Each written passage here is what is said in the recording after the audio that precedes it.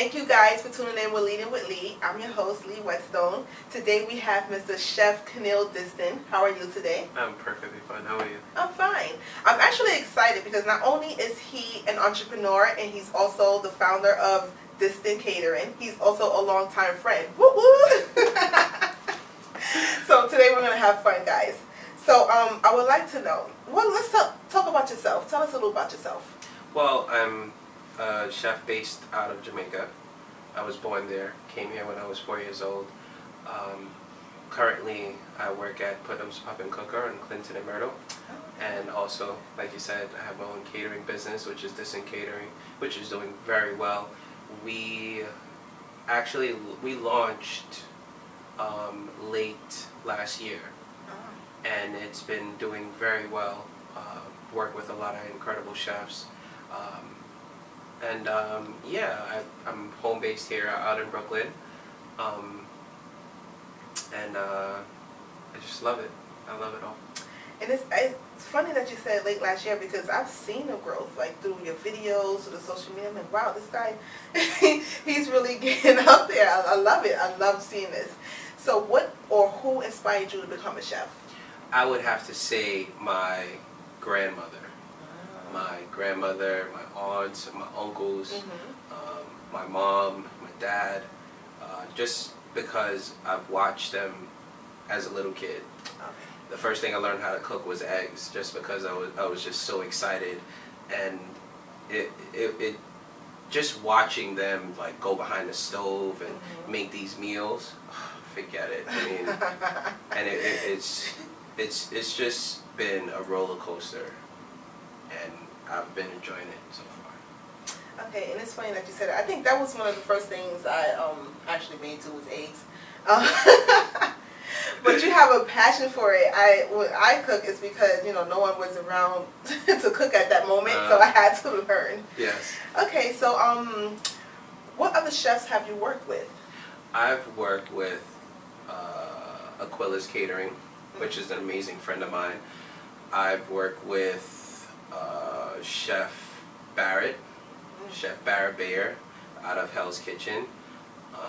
I've worked with Chef Sheldon Maynard, which is a great friend of mine, great friend. I've also worked with a few other well-known chefs in the field, definitely. Yeah. Okay, so can you name like one of your best experience and one of your worst experience and at one of your catering events? All right, best experience I would have to say is towards the end of the experience. Okay. Just because it's the gratification that you get from the clients. You know, despite all the craziness that goes into planning an event and executing, I think the best part would have to be the end, when everyone's like, great job, chef, thank you. I think that is my best experience. My worst experience, I would have to say, I was doing 200 people catering. It was an after church event. It was actually Mother's Day, and let me tell you, I ran out of sauce.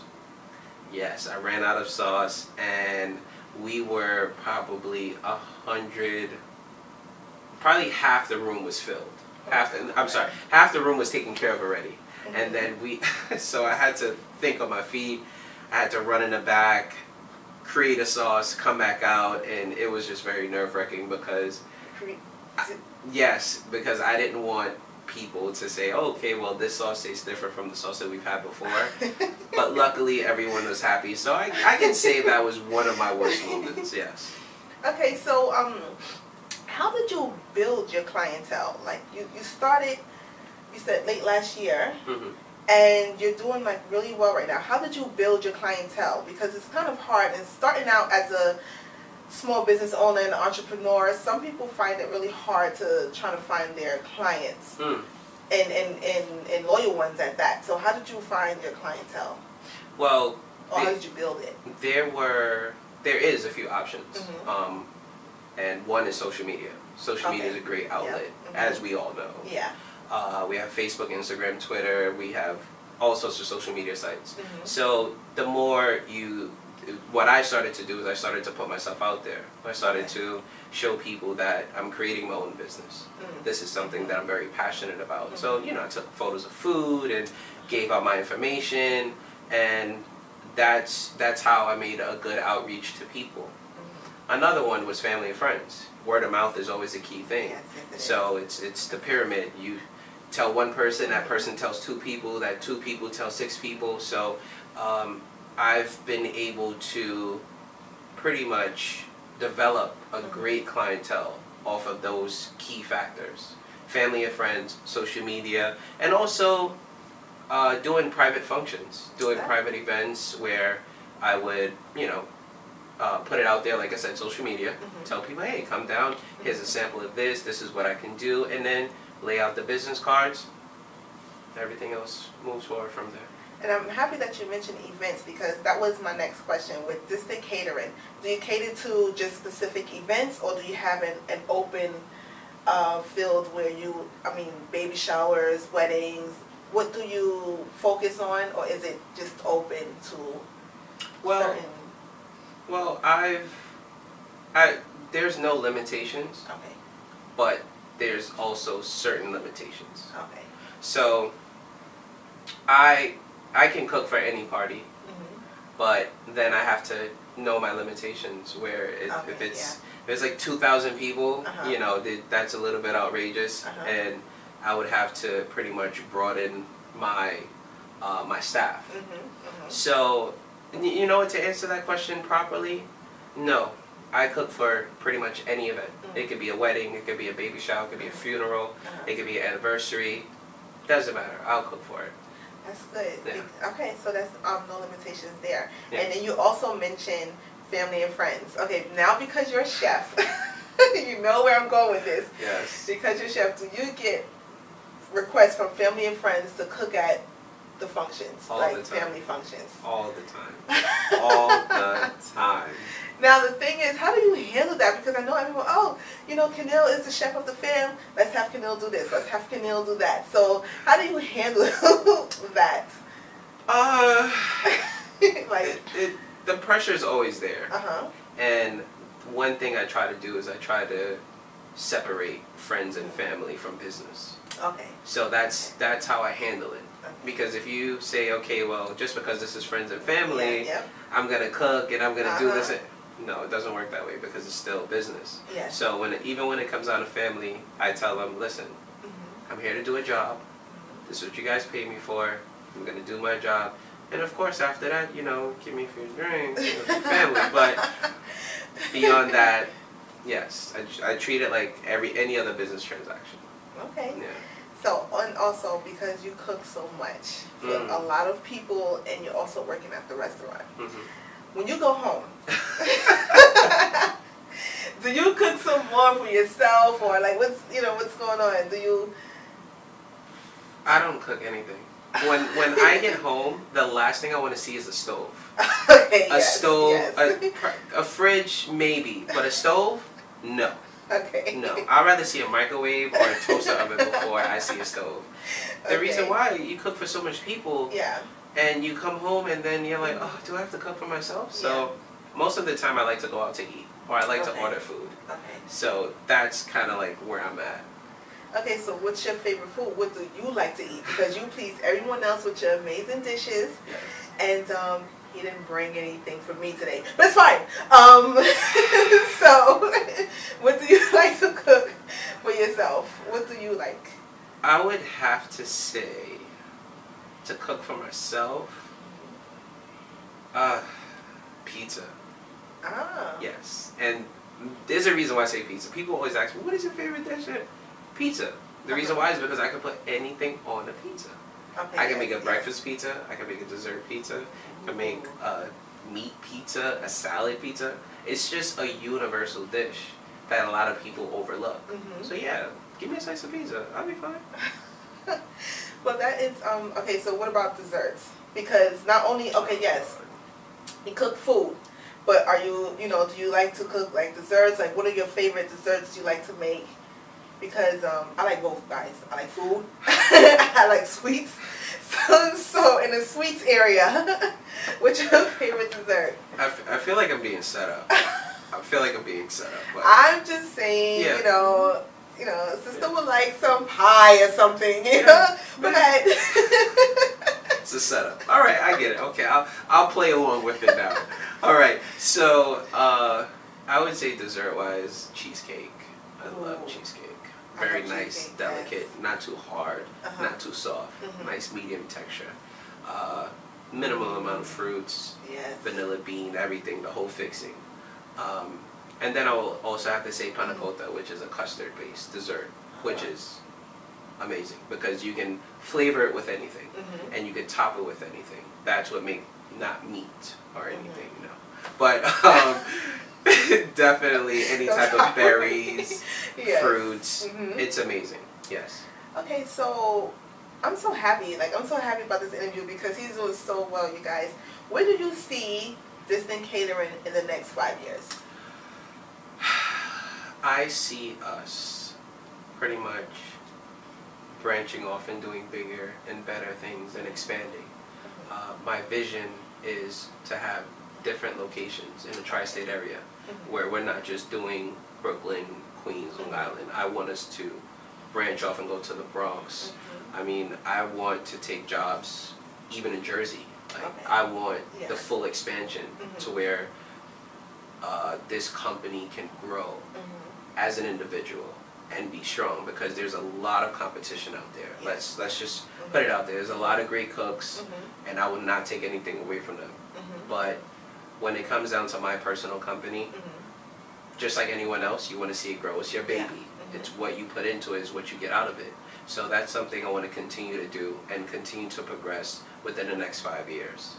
And one other thing I would like to add, the reason why you can't stop growing in this field, one of my favorite chefs, Iron Chef Morimoto, he was on an interview, and they asked him, they said, hey, well, you've been doing sushi for like ever, like 25 years, 30 years. And it's like, do you feel like you've mastered it? And this is a guy that does sushi. Like, if you see his work, it's beautiful. And he said no. And when he said that, it inspired me to know that throughout this culinary field, I have to keep growing. I have to keep learning. I can make a dish 1,000,000 times. And it's always that one thing that I can do to tweak it, to make it taste different, look different. So I won't stop learning.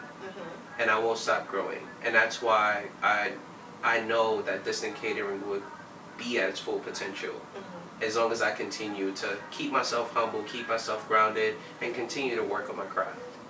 And I love the fact that you said that, yes, there are other chefs out there, there's a lot of competition, and you're going to keep going. And I would like to point out, no one can be you. Right. You could be in the same field, but you just have that unique touch because it's coming from you. So it's like, yes, all the competition could be in the world, but you know what? You're still going to grow. Yes. Because you still have, you know, your drive, your fingerprint on anything, and it's just, you know, and that's what in any field, to be honest. Yeah, you just do that. I love the drive. So do you have a staff now, or? Yes, I do. I have a private staff now that if anything happens, I could call them at the drop of a dime. Hey, I don't care what you're doing. Come down here. Let's get to work. Let's do what we gotta do. It's business calling. Yes, business. Okay. That's true. And if you don't want it, I could call a few more people to come and take your place. Sorry, guys. But yeah, that's just that's true. Yeah. But you know what? I love the chef coat. I love Chef Kenneal Diston. He is about his business. Exactly. What about your hat? What about your hat? Listen, girl, I'm bald. All right, I ain't got time to put on no hat and no, I'm bald. All right, I want to show all the sexiness. I can't. All right, so okay. We have a lot of aspiring young adults I hear who would love to make it in this world. What advice can you give to aspiring young chefs or any aspiring chef? All right, I'm gonna look into the camera and say this. All right, and I'm gonna be brutally honest with you guys. Run. Run as far and as fast as you can from. No, I'm joking. No. My best advice to you is stay humble, appreciate your craft, appreciate the people that have paved the way for you to enjoy this culinary field, because you won't stop learning. And even if you're tired of one genre of food, you can always move on to the next. So there's American, Italian, French, Chinese, Caribbean. I mean, it's endless possibilities. So continue to learn your craft. Continue to show your image on the plate, and don't give up. And you know, if you get cut or burned, just keep it moving. You know, it's a part of the game. If you get yelled at, it's a part of the game.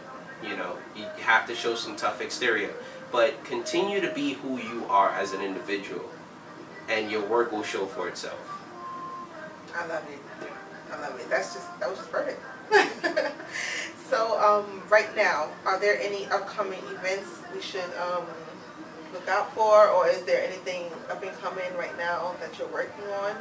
Yes, I'm actually working on a private function where family and friends, I'm going to announce it on social media, where, you know, everyone can come out and just kind of like sit back, relax. It's summertime.